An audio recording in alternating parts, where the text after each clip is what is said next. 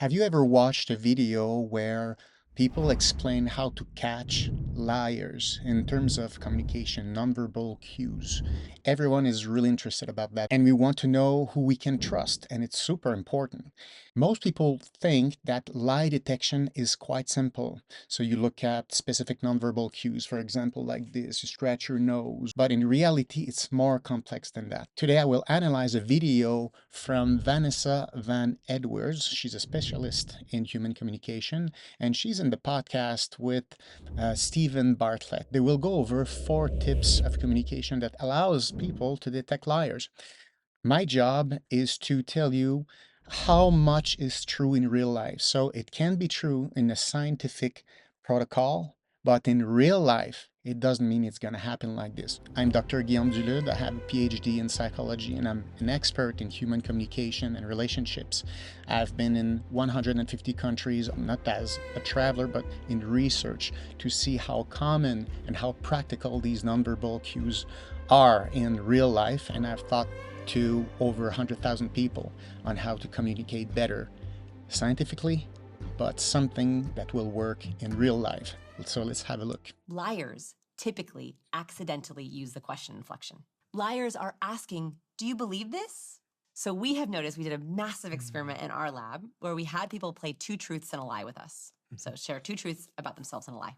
And we found overwhelmingly one of the biggest patterns, there's a couple of different patterns, and one of the biggest ones was that liars asked their lie statement. Okay, so in a context of an experiment, okay, it's very controlled variables. It doesn't represent totally real life because in science, social life is a multivariate environment. If we want to do science, we need to corner and specify these variables, and we need to specify how we want to measure it and what's the task that subjects will do. So let's hear what you did. I'll add the question inflection to 1. I love dogs. I live in Austin, Texas, and I love cilantro. Oh, yeah. You don't like cilantro. No. So we noticed people asked the lie because they were asking, do you believe this? First of all, to say that liars do that, it's not entirely true. Even though it's been done in an experimental context, it doesn't mean that's how it works in real life. The notion of a lie is very complex, and we don't really know when a lie starts and when it stops. In the experiment is very clear. There are 2 statements that are true. There's a third one that is a lie. So it is called a lie. So the cutoff is clear. 2 truth, 1 lie. It's clear. And so when you can separate and isolate these 2 kinds of variables, you can say, for example, for the 2 truths, there were no inflection at the end of the affirmations. But for the lie, there can be an inflection. Now, does it mean that this is a good lie detector? And here's the problem. No. Why? First of all, it is not clear what constitutes a lie in real life. In real life, it's all about perception, and we're trying to talk about the things that we feel are true. But what you feel is true is a story that most of the time advantages you, puts you in a good position. So when you tell a story, you take some parts of the element and you create a narrative on it where most of the time you will look good, okay? It's directly related to the desirability factor, which is normal. So as soon as you start telling a side of a story, there are lies in it. But will we call it lies? No, because there is no clear cutoff at what constitutes a lie and no. And of course, the further you say things from reality, the more we will understand that as a lie. But in reality, into normal conversation, people are not trying to lie. They're just presenting a version of the story. So it's not entirely true. So suppose someone is talking about something, and while telling the story, there's a little bit of anxiety. Just anxiety will create the inflection at the end of a statement. So it's not because of a lie per se.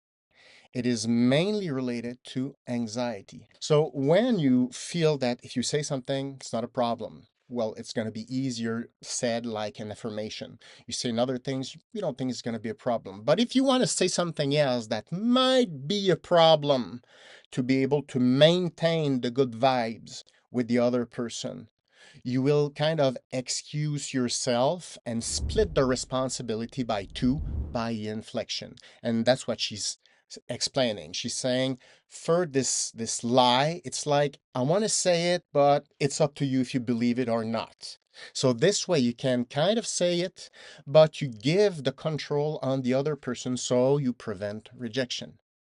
So inflection is like more likely related to anxiety, not lies. In the daily life, the cutoffs are not clear. These are lies, these are not lies. Most of the time, it's kind of a gray area. And there are all kinds of psychological processes and communication processes in there. So that's why, yes, you can do it by doing an experimental design, and you can create correlation between things that we know 100% are lies, but in real life, it's not because you hear an inflection that it's necessarily a lie. The first thing that you should think of is that that was a source of anxiety. Why? Oh, it's because this person is lying. No, sometimes you say something that you're not sure if you should say it, or you should say it like that. You don't know if it's well said. You don't know the consequence of it. So anxiety will rise up and you will dispatch the responsibility by two. If you cut the responsibility by two, you cut helplessness by two. So inflection is a way to transfer part of the responsibility in order to secure the relationship, but it is not necessarily a lie. So our brain is very adept at this. If we hear the accidental question inflection used, we go, wait a minute, is someone lying to me? Highly competent people, they do not mistakenly use the question inflection. They actually go down at the end of their sentence. It is absolutely true. What they think, they're comfortable about what they think. They accept that they might not agree with the other person, or the other person will not agree with him or her. So they can just embrace that and just say clear sentence that finishes down like an affirmation. So this is right. So nonverbal, what you're looking for is incongruencies, where the verbal does not match the body. The biggest and most obvious one is when someone says yes, but shakes their head no. This is absolutely true. That's an easy one. Okay, when someone asks you something, the answer is no, but the person says no. All right, so it's not coherent, so it's incongruent. So when you have symptoms like this, there's a conflict inside. Again, it doesn't mean it's pure lie. It can be just anxiety. Anxiety will create that. So it's not good to just say you're lying. It's the wrong strategy to assume that the person is lying. And most of the lies from people are not even conscious, because people believe their own stories while they're telling it. So the concept of lies is not the best. However, if you want to focus on trust, relationship, vulnerability, you want the less incongruences as possible. So you want things that fit verbally and non-verbally. Says no, but shakes their head yes. So I might say to my daughter, did you clean your room? Yeah, I did. Okay, that's very well played. Notice she's shaking the head and she's smiling. She's not gonna mention it, but a person that has that is more likely to be high on agreeableness. And highly agreeable people, when they have negative emotions, they will cover it with smile, but it's smile that don't fit with the eye, the ocular movement, and the rest of the body, like this. Shaking her head no. In Western cultures, there's a cultural exception to this one. India, Bulgaria, and Pakistan. They nod a little bit differently. The research actually shows that. But in countries outside of India, Bulgaria, and Pakistan, when we agree with someone, say yes, or telling the truth, we typically agree with ourselves and shake our heads yes. When we don't agree or don't like something, we'll often shake our heads no. We can sometimes also do this in disbelief. Wow, I cannot believe that just happened. So I'm always looking for So this is true. Some cultures don't have the same kind of nodding that most other countries, most other people, and you need to learn that. Sometimes it's cultural, so it's the opposite. You want to say yes, and you're like this. So this, for this culture, it's more, there is no doubt. There is no other thing. This is what I just told you. Absolutely, there is nothing else. Okay, but you have to learn and practice with these different cultures because it can be very tough. Congruent nods. This happens a lot if you ask someone, "Do you like the new girl?" "Yeah, she's great." Yeah. So again, the contradiction between yes and shaking the head no. The normally it's the type of nodding that will indicate the real feeling, not the verbalization. All the time. And people, they don't realize they're doing it, but they're shaking their head no. They do not like that person. You'll also see this with mismatched facial expressions. And the biggest one for liars, the research finds, is disgust. So disgust is an expression that people make without even realizing it. And this is across cultures. When we don't like something or when we smell something bad, we crinkle our nose up and we flash the upper whites of our teeth and we go, ugh. Okay, disgust is not an emotion that we talk about a lot, but it's a very important emotion, very powerful. Basically, disgust, every emotion has a goal, okay? Specific goal to protect you or make you do something. Disgust is the emotion that is built to dissociate yourself from a contamination, whether it's physical or emotional. It serves as a barrier. Okay, so when you contract these muscles, okay, they are related to closing the nostrils, so the air, contaminated air, cannot go in. Okay, so when someone is displaying disgust, you can read the will to break the association with the potential pathogen. So if you're talking with someone and you don't like this person, you don't like his points of view, you don't like this person, so you will activate more things like this when you're gonna answer. Well, this disgust is the opposite of vulnerability. And when you see disgust like that between in a couple, it's one of the best predictor that the couple will split in quite short time. So disgust is a separation from a potential pathogen. So you'll notice that liars typically feel dirty when they lie. So humans have special ways to guard their strength, their resources. And if they come in contact with something that can corrupt what they have, disgust will be there to ensure uh, minimal distance between you and the other person or the agent that can contaminate you. Sometimes they'll show disgust with themselves for lying. So you'll ask someone, "So what do you think of the proposal?" "Yeah, it's really good." She is absolutely right. So your brain is judging itself. There are many parts of your brain. There's the conscious part that has an opinion on what's going on in your brain. It's called metacognition. So the metacognitive processes has an opinion of what's going on in your head. So if you do and say something that you want to separate yourself with because you discover that what you're saying, what you're thinking is ugly or some form of contaminant, you will internally try to separate yourself, your integrity, and the content that is contaminated. So you can reject yourself for ugly parts of yourself.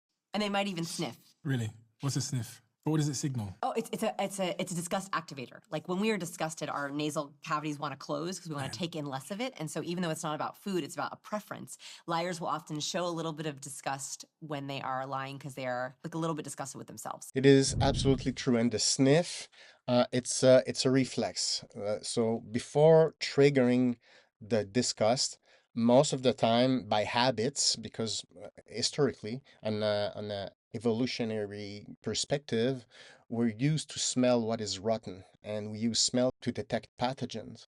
So it can trigger some reflex, for example, like this. This is typical, the kind of the sign that there's something wrong, in terms of the comfort of the person being in contact with a subject of conversation, a situation, something, someone. Okay, so you try to shake the disgust away, but it's all there. It's all disgust, and disgust is there to protect integrity. So as we've seen, there are all kinds of scientific literature about communication, nonverbal cues, and science is really important. My message here is to understand that science has limit, and we need to enjoy, appreciate these scientific knowledge. My job is to tell you that in real life, you're going to need a little bit more than science. You need more precise cues because in real life, it's all multivariate and it's not as clean a scientific protocol. So let's come back to what we learned today. First, when you have different signals coming from nonverbal language, eyes, movement, smile, gestures, and words, there's a problem. There's always a problem there when something conflicting there. But the message here, don't jump to the conclusion that it's a lie. It might not be a lie. Lies are really complicated. But what I'm recommending you is like saying there's something there. It's probably fueled by anxiety. And the next step in the conversation would be, for example, to dig into this anxiety to see what's going on. There's a problem there. And so you will need other strategies that I'm going to talk to you about in later videos. So when you see signs of anxiety, there's something stuck there. And this will reduce the quality of the relationship. It will increase avoidance. You will not access to the same subject of conversation. It's always a problem. But it's not good to say, aha, there's a lie. It can create a bad perception on the other person. It might be totally false.